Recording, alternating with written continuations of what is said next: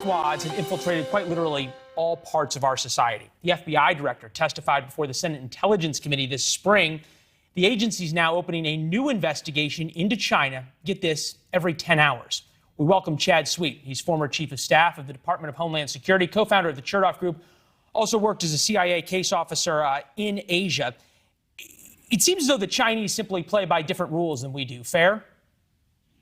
It is fair. When I was in the agency, we had strict rules of do's and don'ts.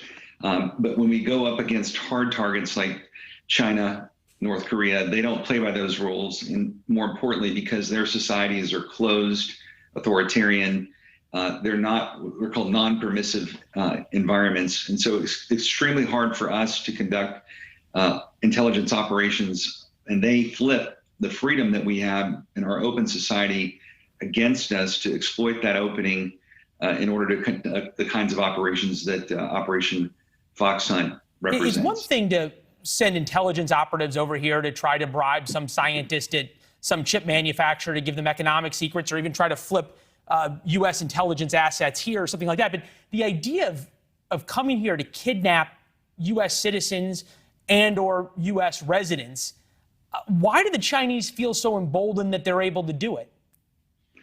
Because they can't, or because they've probed and they haven't met resistance. And so I think one of the key things that this administration will have to decide now that this article has come out, it's going to be a front burner issue in U.S.-Chinese relations.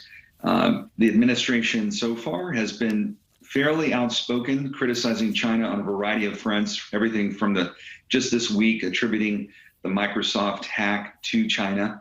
But President Biden is dealing with progressives on the left where there is a fault line, and some of the progressives, about 40 progressive organizations, signed a letter to the president and to Congress saying that he should tone it down because it's threatening their ability to get Chinese cooperation on the reinstatement of the Paris Climate Accords. Yeah, it was stunning. They said, don't say anything about what the Chinese are doing with the Uyghurs. Who cares about the Chinese ending democracy in Hong Kong?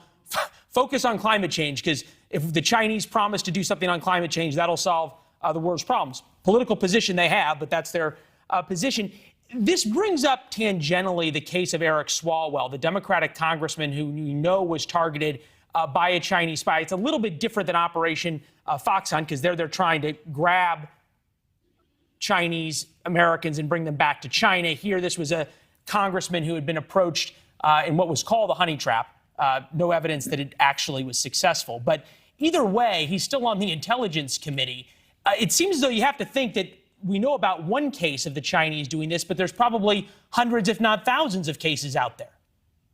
There are. And in fact, that phrase 1,000 is important. If you look at the China initiative in the Justice Department today, what you'll see is what's called the 1,000 Talent Program. And this is a program where the Chinese are proactively placing inside U.S. society, particularly in academia, in research labs,